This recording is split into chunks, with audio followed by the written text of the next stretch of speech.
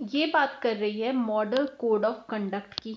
ठीक है, पहले अगर मैं मुद्दा बताऊं कि हुआ क्या, देखो तमिलनाडु में इलेक्शंस होने वाले हैं। ठीक है, तमिलनाडु में इलेक्शंस होने वाले हैं, वहां पर ऑलरेडी एक स्कीम चल रही थी जिसमें हर एक फैमिली में विमेन हेड को 1,000 रुपए डायरेक्ट बेनिफिट ट्रांसफर किया जाता था।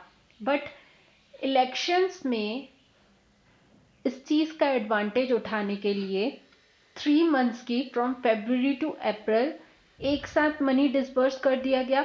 साथ के साथ as a summer assistance 2,000 rupees और दे दिए गए। दैट मीन्स जहां एक स्कीम चल रही थी, 2023 से आपने स्कीम स्टार्ट की थी, आपने इलेक्शंस को जीतने के लिए यहाँ पर 1,000 रुपीज के बजाय आप विमेन हेड के अकाउंट में 5,000 रुपीज ट्रांसफर कर रहे हो। अब ये मुद्दा लेकर आया गया ईसीआई के मॉडल कोड ऑफ कंडक्ट को लेकर के क्वेश्चन उठा। ठीक है, मॉडल कोड ऑफ कंडक्ट एक सेट ऑफ रूल्स है जो कि इलेक्शन के दौरान पर फॉलो करने रहते हैं पार्टीज को, कैंडिडेट्स को and anyone that is engaged in elections. ठीक है, मॉडल कोड ऑफ कंडक्ट ये कहता है कि इलेक्शन के टाइम पर आप कोई मेजर डिसीजंस नहीं उठा सकते, कोई नई स्कीम नहीं ला सकते हो, किसी का फाइनेंस असिस्टेंस नहीं बढ़ा सकते हो, ऑलरेडी ऑनगोइंग स्कीम्स को आप चला सकते हो। यहाँ पर हमने ऑलरेडी ऑनगोइंग स्कीम में ट्रांसफर मतलब पैसे बढ़ा करके ट्रांसफर करने की बात की। तो इसीलिए ये स्कीम सामने आ रही है, ये जो क्वेश्चन आ रहा है ये सामने आ रहा है कि अगर आप विमेन के वेलफेयर के लिए कैश ट्रांसफर कर रहे हो तो क्या ये जेन्युइन है या फिर ये एक तरीका है वोटर्स को इन्फ्लुएंस करने का बिफोर इलेक्शंस। ठीक है, ऐसे केसेस ईसीआई के सामने कई बार आते हैं। जैसे अभी तमिलनाडु का केस आया तो इलेक्शन कमीशन ऑफ इंडिया ने तमिलनाडु के इस एक्शन को इल्लीगल बताया। उसने कहा कि ये मॉडल कोड ऑफ कंडक्ट के खिलाफ है। वहीं सेम केस 2025 में जब बिहार में इलेक्शंस हो रहे थे तो विमेन्स के अकाउंट में 10,000 डायरेक्ट बेनिफिट ट्रांसफर किए गए थे। बट वहां पर इलेक्शन कमीशन ऑफ इंडिया ने उस केस में स्ट्रांगली एक्ट नहीं किया। तो जो ये एडिटोरियल है ना, ये यही डिस्कस कर रहा है कि इलेक्शन कमीशन ऑफ इंडिया के डबल स्टैंडर्ड को के ऊपर एलिगेशंस लगाए जा रहे हैं कि क्या election commission of India free and fair elections conduct करवाने के लिए वाकई अनबाइज्ड तरीके से काम कर रहा है या नहीं। क्या ये जिस पार्टी की सरकार है जिस स्टेट में उनको फेवर प्रोवाइड कर रहा है, और जहां पर पार्टी की सरकार नहीं है, सेंट्रल गवर्नमेंट वाली सरकार नहीं है, उन स्टेट्स में स्ट्रिक्टली एमसीसी को इम्प्लीमेंट कर रहा है। यहाँ पर क्वेश्चन उठते हैं एमसीसी के इम्प्लीमेंटेशन पर कि क्या इसका इम्प्लीमेंटेशन अनबाइज्ड तरीके से हो भी रहा है या नहीं। अब एमसीसी क्या है, कैसे इम्प्लीमेंट होता है, इन सबको पहले समझो। ठीक है, it is a non statutory set of rules, मतलब कि इसके बारे में कहीं पे भी कॉन्स्टिट्यूशन में या किसी एक्ट वगैरह में नहीं मेंशन किया गया है। ठीक है, पॉलिटिकल पार्टीज, कैंडिडेट्स, मिनिस्टर्स, हर किसी को एमसीसी सेट ऑफ रूल्स को फॉलो करना पड़ता है।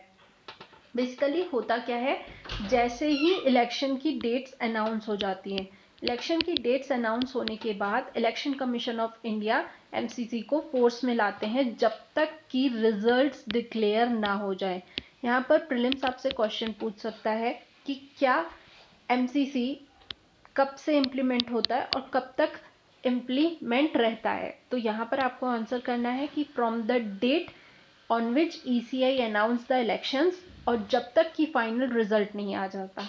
ठीक है, हिस्टोरिकल बैकग्राउंड की अगर हम बात करें तो पहली बार 1960 में स्टेट इलेक्शंस के दौरान केरला ने कोड को यूज किया। ठीक है, उसके बाद 1962 से general elections, that mean Lok Sabha में हम तब से कंटिन्यू इम्प्लीमेंट कर रहे हैं। ये एक तरह से कंसेंसस है, पार्टीज ने आपस में कंसेंट दिया है और एक तरह से फॉर्मेट यूज होने लगा है कि election commission of India is responsible to conduct free and fair elections.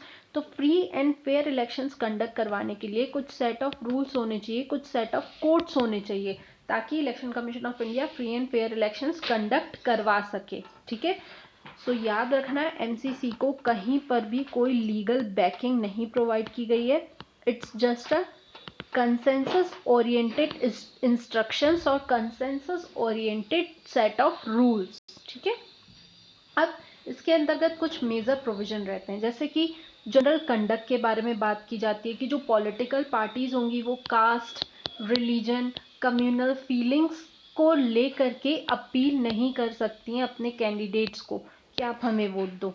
दूसरा, मीटिंग एंड प्रेसिडेंट्स की अगर बात करें तो पॉलिटिकल पार्टीज को पहले प्रायर परमिशन लेनी पड़ती है, ताकि जो राइवल पार्टीज हैं, कॉम्पिटिटिव पार्टीज हैं, उनके बीच में लड़ाई झगड़े ना हो।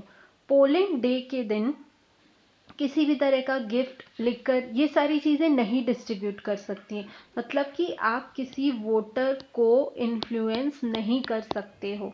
ठीक है, जो भी पार्टी है पावर में है तो वो कोई नई स्कीम नहीं इंट्रोड्यूस कर सकती है, कोई ऐसी पॉलिसी डिसीजंस नहीं ले सकती है जिससे कि वोटर्स इन्फ्लुएंस हो जाएं, ऑफिशियल मशीनरी को अपनी कैंपेन कंडक्ट करने के लिए नहीं यूज कर सकती है। ठीक है, और पब्लिक फंड का इस्तेमाल करके आप एडवर्टाइजमेंट नहीं कर सकते हो। ये सारे मेजर प्रोविजंस हैं जो एमसीसी के दौरान फॉलो करने रहते हैं। This is not legally binding, ये चीज याद रखना। हालांकि अगर एमसीसी को वॉयलेट हो रहा है तो इसे हम रिप्रेजेंटेशन ऑफ पीपल्स एक्ट 1951 हो गया, इंडियन पीनल कोड हो गया, और इलेक्टोरल लॉज को फॉलो करते हुए इनके वायोलेशंस को डील करते हैं। मेजरली जो इलेक्शन कमीशन ऑफ इंडिया होता है वो नोटिस इशू करता है, लीडर्स को सेंसर कर देता है या कैंपेन को टेम्परेरी बैन कर देता है। समझ में आया क्या होता है एमसीसी में? यहाँ से रिलेटेड एक प्रीलिम्स का क्वेश्चन अटेम्प्ट करो। इस क्वेश्चन का आंसर आपको हमारे